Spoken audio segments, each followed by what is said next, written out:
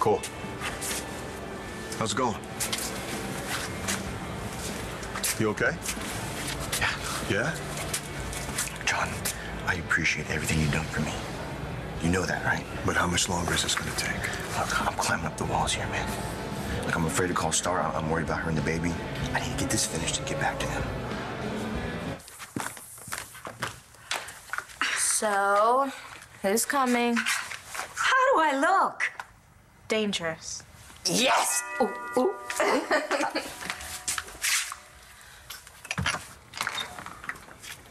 Dr. Lord. Mayor Lowell, how good of you to come. Said the spider to the fly.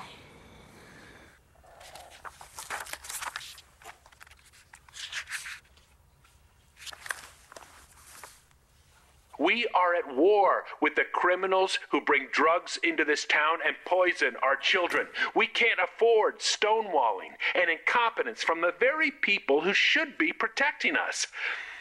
I promise you, I am cleaning house. Please. He is such a pompous windbag. I swear, if I have to listen to that man pontificate for another 4 years, I shall go stark raving mad. Don't. Back somebody else. Oh, you have someone in mind? Hey, you're the hometown sweetheart here, not me. Why don't you just open your phone book, and I'm sure you can find somebody in there with name recognition, the ethics, the drive, other than my wife, of course, who doesn't seem to want to bother taking on that pompous windbag. Come on, Charlie. What? I have a new husband, you, and I'm happy. I don't want to turn my life upside down. Then, like I said, back somebody else. The thing is, whoever runs against him is going to have the support of the town council. Yeah. They have to have enough money to wage a proper campaign, and they have to have the experience to actually make a difference when he or she is elected. And my guess is that's a pretty short list. Do you have any idea what it would do to us, to this family, if I were to run for mayor? No, I don't. Thank you. But I do have a pretty good idea of how things would go if you don't. 4 more years of you belly aching about Mayor Lowell, throwing a remote at the TV set. I mean, come on. I married a tiger. Give him hell.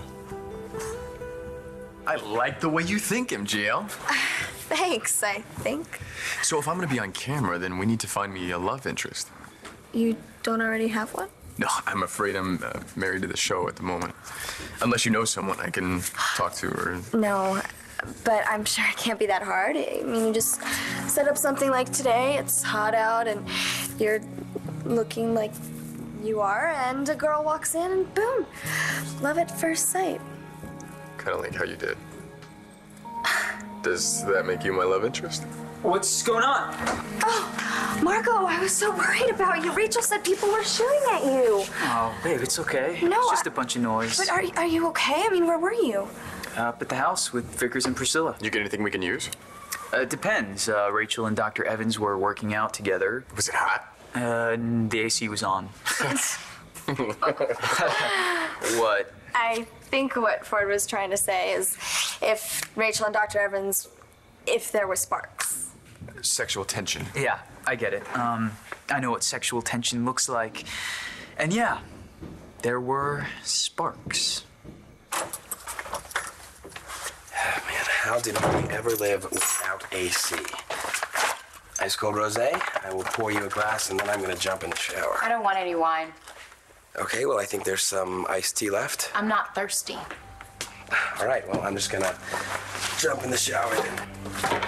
I need answers, Oliver. About what?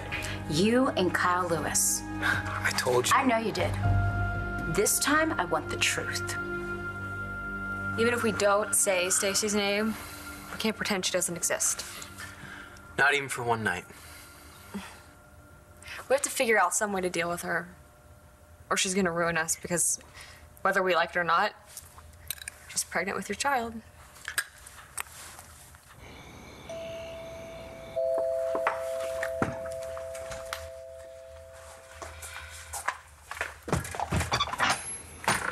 I thought you said you were gonna call first. Oh, I'm sorry.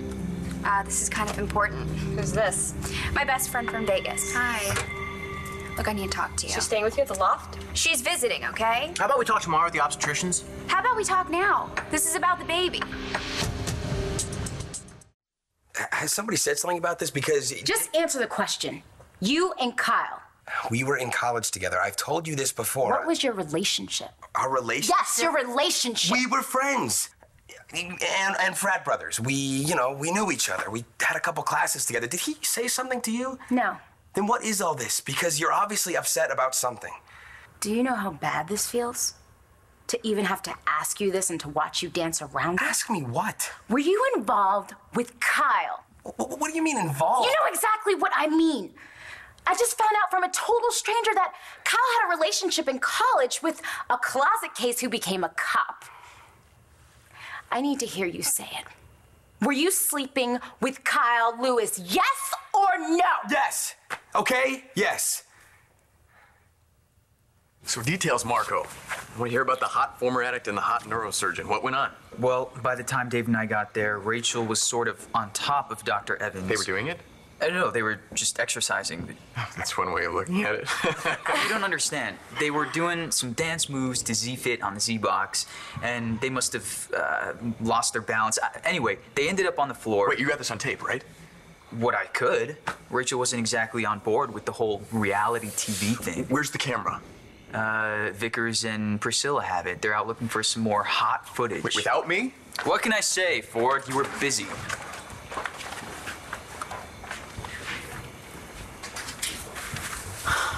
So, details, Lang. I want to hear about the producer and my hot girlfriend. Oh, please. I came down here looking for you, and he told me that I could hang out till you got back, so we got to talking, and we started, You started what? kind of working together. I mean, just shooting ideas around about the show. But he liked what I had to say. Which was? He should make it a love story. I mean, I know that's kind of an obvious idea, but Wait, so he you're wants... working on the show now? Well, I mean, I don't know. Maybe? I guess, if he likes my ideas. But why? Would that be a problem? I know it's tough being away from home. Keeping an eye on Starr and Hope. They're doing okay. How you doing?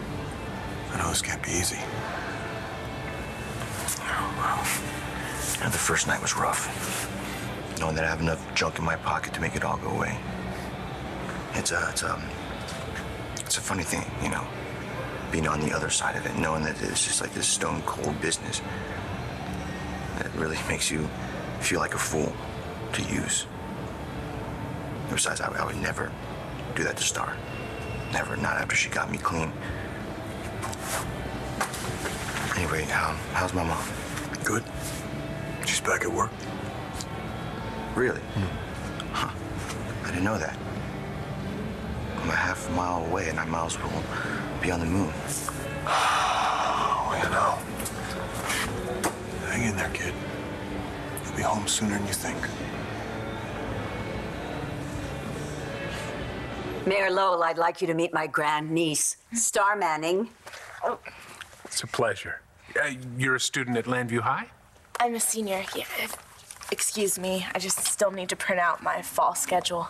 And I have you down for Tuesdays from 9 to 2. It's already on my calendar. Okay. You're doing some kind of volunteer work at the school? We'd like to call it the Hope Brigade. And it's hardly voluntary. You see, we're all helping to care for Starr's baby. Aren't you a little young to be having a child?